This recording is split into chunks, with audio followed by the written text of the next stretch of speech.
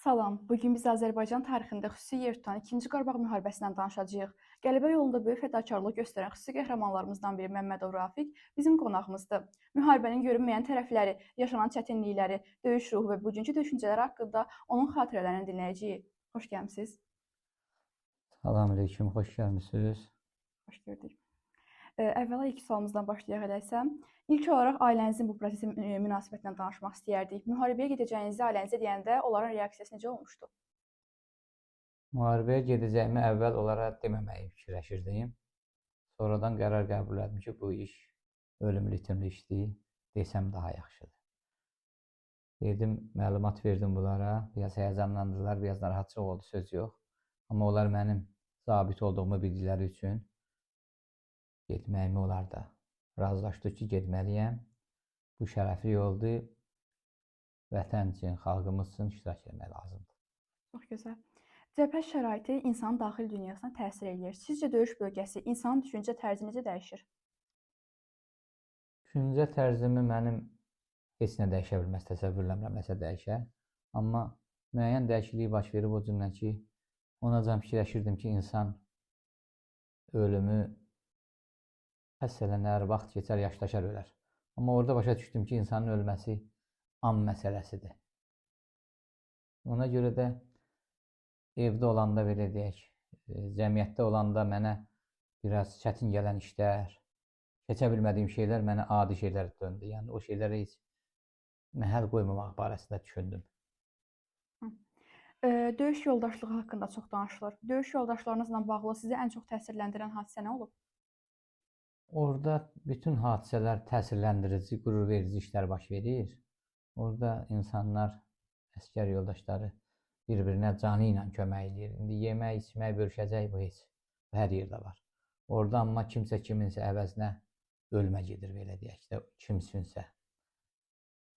Ona görə də xatirələr çoxdur. Allah şəhidlərimizə rəhmət eləsin. Mənə təsir eləyən məqamlardan birini demək istəyirəm. Bir mənim çox özümə yaxın bildiyim baş leytenant Eldəniz var idi, Gəncəli. Allah canı sağ eləsin, hal-hazırda Gəncəşəhərdə yaşayır. O bir gün gecə döyüş vaxtı itkin düşdü. Aramızdan yoxa çıxdı, biraz axtardım, çox narahat oldum. Çünki evləri ilə arada danışırdı, mənim telefonumla danışırdı, atası ilə, ailə üzvləri ancaq mənlə bir yerdə olduğumu bilirdilər. Çox narahat oldum ki, mən nə cavab verəcəm bunlara. Allaha çox şükür ki, o da 3 gündən sonra tapıldı, gəldi. Tapanda mənə ilk sözü oldu ki, Rafiq, meşədə 3 gün səni gözlədim ki, Rafiq harada olsa məni tapacaq. Mən də o anda mən də itkin düşmüşdüm, belə də itkin deyəndə, yəni yol azmışdıq, tək yox, uşaqlarla birgə. Ona görə bir-birimizdən 1-3 gün xəbərimiz olmadı. Allaha çox şükür ki, yenə bir-birimizi tapdıq, birləşdik bir yerə. Yəni yadımda qalan məqamlardan, ən təsirli məqamlardan biri olduğuna görə bunu sizə danışıram. Gözəl.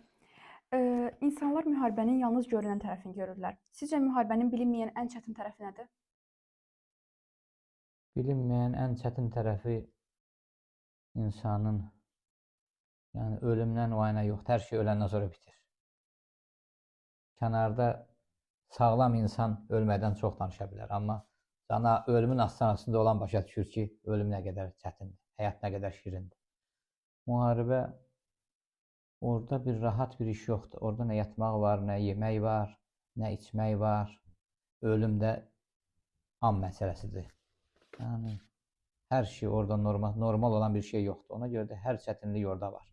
Ona görə də mən elementar bir şey deyim, mən həmişə namaz qılanda rahat yer gəzirdim.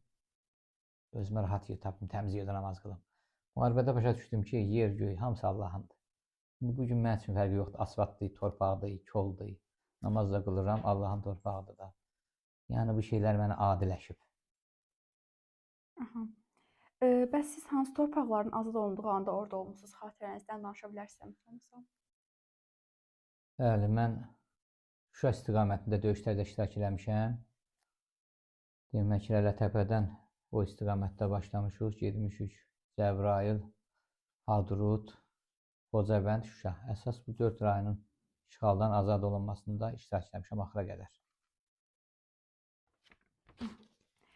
Bəs sizcə Müharibədən sonra insanların münasibətində də sizə qarşı dəyişiklik olubmu? Sizcə bu dəyişiklik necə olub? Bizim xalqımız veteranlara, ümumiyyətlə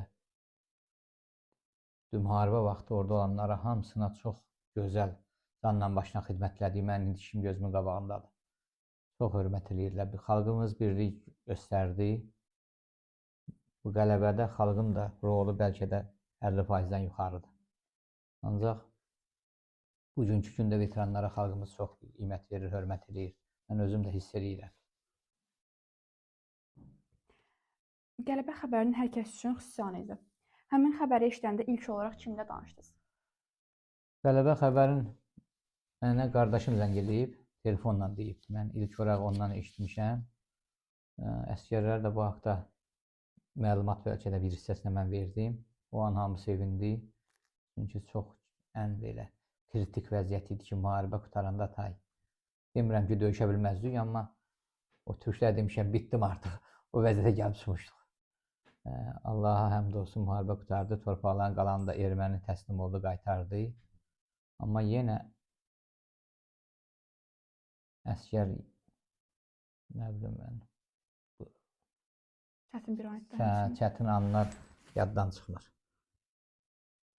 Veteranların cəmiyyət üçün verdiyi mesajlar çox önəmlidir. Sizcə veteranların insanlara ən vacib mesajı nədir? Ən vacib mesaj kimi mən o deyə bilərəm ki, ümumiyyətlə əskərə, veterana, şəhidə dəyər vermək lazımdır.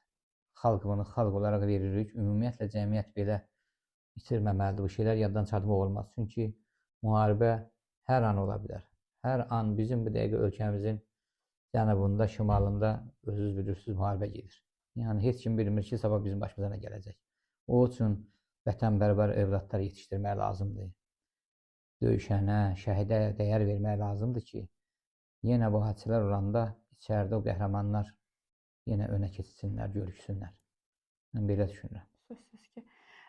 Həmçinin şəhidlərlə bağlı bir sual daha verim sizin qeyd etdiyiniz kimi. Şəhidlərimizin xatirəsi hər zaman bizim üçün dəyərlidir. Sizcə gənclər onların xatirəsini necə yaşatmalıdır? Şəhidləri Allah Təala onlara ən uca məqamlardan şəhidlik qismət eləyib.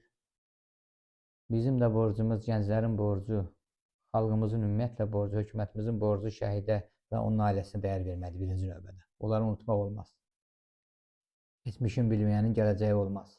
Ancaq şəhidin ailəsinə də qiymət verməlidir. Çünki canını itirib, ürəyi yaralıdır. Onlara elə dəyər vermək lazımdır ki, elə hörmət eləmək lazımdır ki, cəmiyyətdə onlar seçilməlidir. Onlar hamıdan öndə olmalıdır. Şükür Allaha bu günləri onlara dəyər verilir. Ancaq bu dəyər daimi olmalıdır.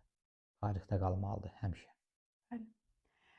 Bəzən insan keçmişə fərqli gözlə baxır. O günləri geri dönsəz, yenə eyni yol seçərdinizmi? Keçmişə baxanda bəzi insan həyatdan səhvlər eləyir. Müəyyən hər yaşın özünün düşüncəsi var da belə deyək.